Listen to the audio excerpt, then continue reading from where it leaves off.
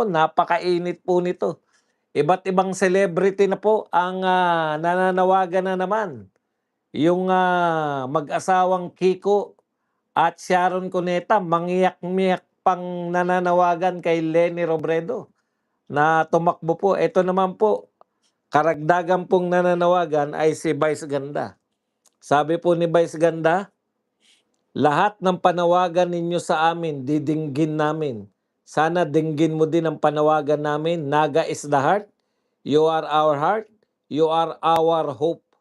We need you to continue hoping for a wonderful future for the entire Philippines. Dinggin nyo po kami. Para nyo ng awa, ina ng laging saklolo." Dinggin nyo po kami. No? Parang nagdadasal sa santa na to si Vice Ganda eh. Gusto naming maranasan yung luwag ng kalooban, yung init, hindi alintana kahit masaya kayong lahat sa Pilipinas. Hindi lahat ng lugar ganyan na nararamdaman ng mga tao. Ayun, tuwan-tuwa po si Vice Ganda. Masaya daw po yung mga taga-Naga at may magaling silang mayor. Talaga? Alam nyo, kakampi ni Leni lahat ng mainstream media. Kung may maganda po o kakaiba pong nagagawa yan ngayon, kasalukuyan, kung may proyekto pong kakaiba, hindi po pangkaraniwan, no? Sa Naga City ngayon, binalita na po yan ng mainstream media. Ngayong wala po tayong nababalitaan sa ginagawa ni Leni, tinitiyak po namin talagang halos walang ginagawa yan na kakaiba. Hindi ko sinasabing walang ginagawa kasi being mayor, araw-araw po ang trabaho eh, no? Ang sabi po namin, halos wala naman pagkakaiba sa si Leni sa ibang mga mayor. Parang normal lang ang galawan bilang mayor lang. Okay. Ngayon, ito po, sa totoo lang magtapatan na po tayo. Ang dami niyong panawagan. Alam niyo kayong mga kakamping Katdilawan, hindi niyo ba naiisip yung kasabihan na kung pareho lang ang ginagawa mo, di ba? It is foolish for you to assume. Parang ganun eh. Hindi ko po alam kung nakalimutan ko na eh. Parang ang sinasabi po ng kasabihan na yan, if you are doing same thing and you are hoping different result, you are a fool. Ikaw po ay isang baliw kung pareho lang po ang iyong ginagawa, paulit-ulit, pareho lang po ang iyong ginagawa, subalit ikaw ay naghahangad ng ibang resulta, isa kang malaking kabaliwan o isang kabaliwan ang umasa na yung pareho mong ginagawa ay magreresulta ng kakaiba. Tignan po natin, no? Ito po, ano po ba tong ginagawa? Minsan, sa post ko nga sa X tsaka sa Facebook ngayon, sabi ko, munta nga at nakakaawa tong mga dilawan at kakamping. Kasi paulit-ulit lang po sila ng ginagawa. Ano po ba ginagawa nila? 6 na taon. Yung cycle po nila, 6 na taon sisiraan nila yung pinakamalakas na kandidato. Di ba? This time, ang sinisiraan po nila si Sara Duterte. Nagsimula po, nasiraan nila si Sara Duterte noon pong naging vice president siya. Kapapanalo pa lang ni BP Sara, sinisiraan na kagad. 6 na taon po yan, walang humpay. Pero hindi naman sila naghanap ng leader. Akala po nila, pag nasiraan nila yung si Sara Duterte, kusa na silang iboboto. Wala nga kayong leader leaderless. Ang meron kayo, makinarya para manira. Pero hindi na umuubra yung paninira nyo kay BP Sara tapos ano pa po ang ginagawa nila? Sisiraan po nila ng 6 na taon yung malakas na kandidato, pagkatapos kukumbinsihin nilang tumakbo si Leni. Kasi paulit-ulit po yan, si Leni po hindi po magde-decide. In fact, laging sinasabi ni Leni Robredo, hindi siya tatakbo. Di ba? Si Isko nga umasa na hindi tatakbo si Leni, akala niya siya na magiging pambato ng, oposisyon at that time 'no? Oh, paulit-ulit po 'yan. Ah, 'No? Kukumbinsihin ng mga celebrities, mangingiyak-ngiyak na kumbinsihin nila si Leni, drama, drama po. Lahat 'yan mananawagan, "Ma'am Leni, ikaw ang pag-asa namin." 'Pag malapit na po ah, pasahan po ng candidacy, tsaka magdedeklaran tatakbo. So, matutuwa na po sila. Tapos ang gagawin nila, ayan na po, wala namang ipapaubaya na ni Leni ang kampanya dahil wala naman siyang kamalay-malay kung papaano mangampanya. Ang alam lang ni Leni, pupunta na siya ro'n 'pag meron ng mga tao. Ang gagawin naman po ng mga volunteers, aasa naman po sa mga volunteers na dilawan at kakamping, ha? Tapos pagkatapos po na aasa sa mga dilawan at kakamping, ang gagawin naman ng mga dilawan at kakamping, magpapa-concert naman. Dami ngayong tao, maraming volunteer, eh.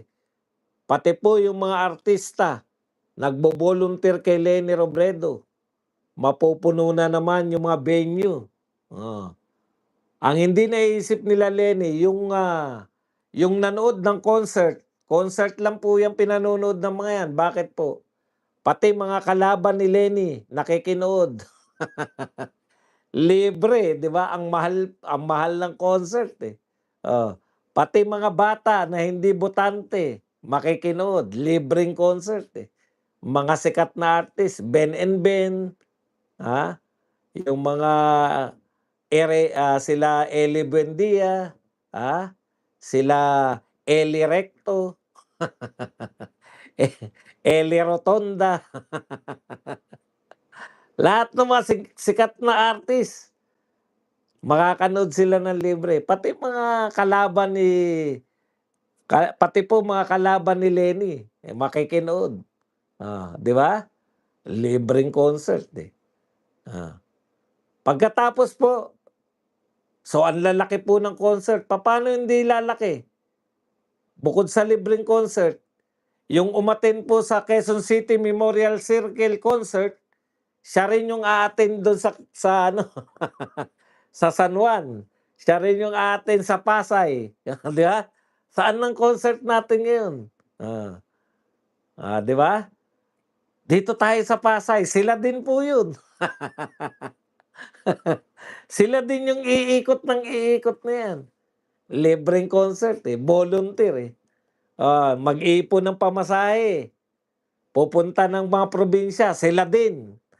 Umattend na sila rito, sa Circle, umattend pa diyan sa Pasay, umattend pa sa San Juan, sila pa rin yung a-attend sa Cebu. Pagkatapos, 'pag eleksyon, tatambakan sila ng kalaban. Pagkatapos, sasabihin dinaya sila. Paano nangyari yun? Ground swelling nga, eh. May ground swelling na raw, eh. Namamagana yung kanilang mga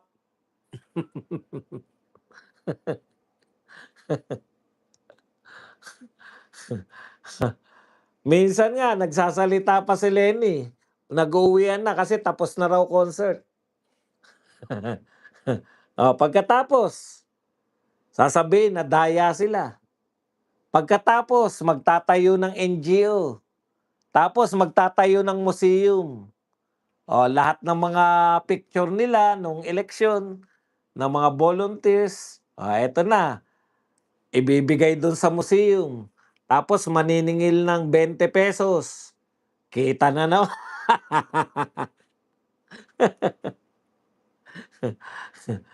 At ano po mangyayari?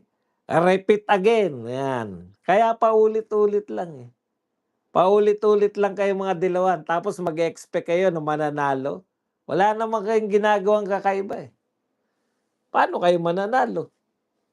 Etong kandidato namin, putya, eto na po ang pinakamalakas. Bakit po pinakamalakas? Real talk po tayo. Ito ang pangulo, yung pangulo natin ngayon, ang pinakakinamumuhiang pangulo ng mga Pilipino. Lalo na po yung mga tatanggap ngayon ng kanilang resibo sa Meralco. Resibo, hindi. Yung Meralco, yung ano po, yung anong tawag diyan sa Meralco? Meralco bill. Mapapamura po kayo sa taas ng kuryente nyo. Hmm.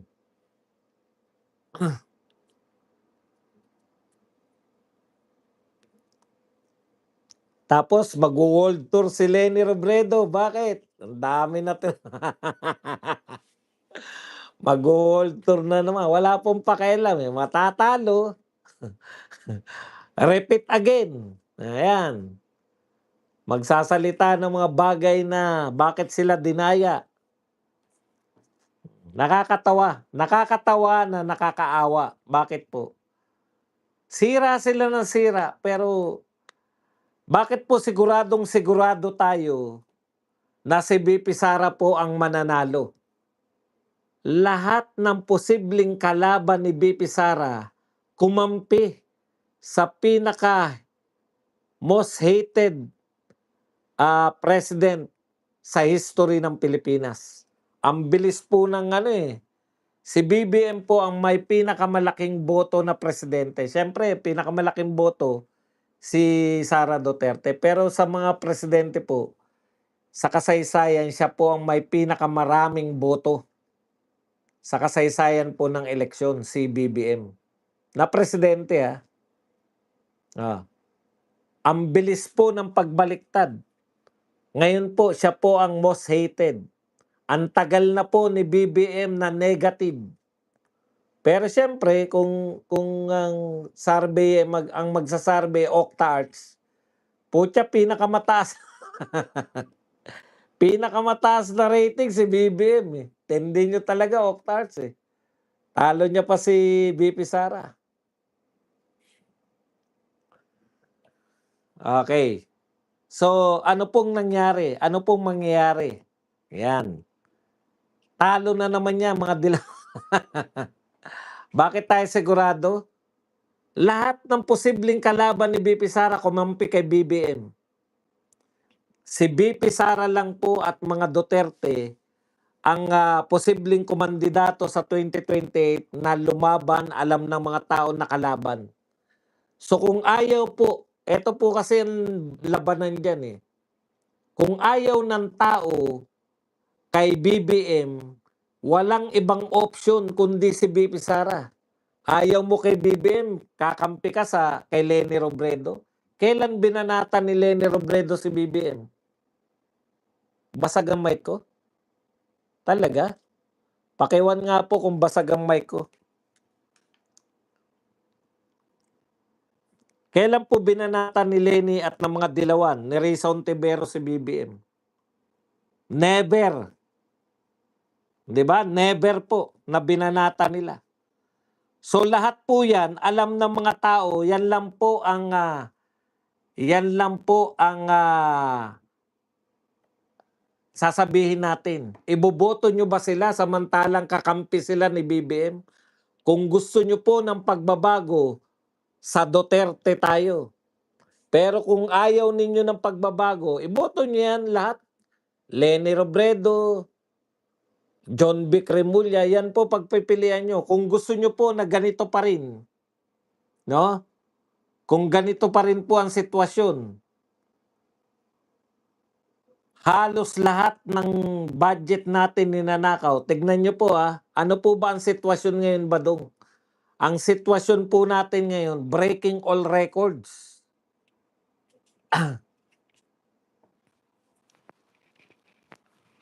Breaking all records po yung gobyerno natin. Ano po ibig ko sabihin? Ito po kung bakit breaking all records. Pinakamababang piso kontra dolyar ngayon, 61.57. Pinaka mataas ang utang pinakamalaking budget.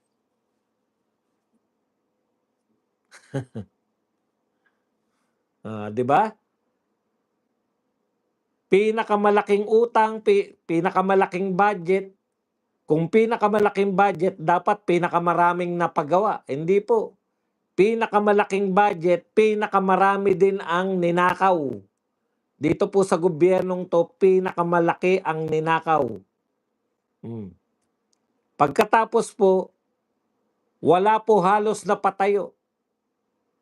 Siguro nararaanan nyo yung mga dumadaan po dyan sa may MRT7, yung mga taga Commonwealth, taga Fairview, taga Bagong Silang, taga Sapampalay, taga Tungko, nadadaanan po ninyo yan. Yung mga taga Quezon City, yung MRT7, putya halos wala na naidagdag. Hindi na po natapos-tapos. Lahat po ng nasimulan ni Tatay Digong na hindi natapos, talagang wala po natapos. O kaya po, tapos konting krisis, hindi pa nga po malalayang krisis na yan. Ilang gera ba yung dinatnan ni Digong? Tapos, bukod pa po ron, sangkatutak po yung naibentang assets. Ginto, pinakamalaking bentahan ng ginto. No? Pinakamaraming kinuha mula po sa mga GOCC natin. Pinakamaraming naibenta, pati yung NAIA operation, binenta. Kaya po, ito po ang sitwasyon na to, lahat po ng kalaban ni BP Sara kumampi dito sa presidente na to. Wala pong kumalaban. Maski po yung potensyal kung tatakbo po si Yorme, kumampi pa rin si Yorme. Leni Robredo, kakampi si BBM. Sino pa? John Vic. Mga Tulfo. Reza Ontiveros. Lalo na po si Trillanes na gusto na yatang tumakbo na presidente.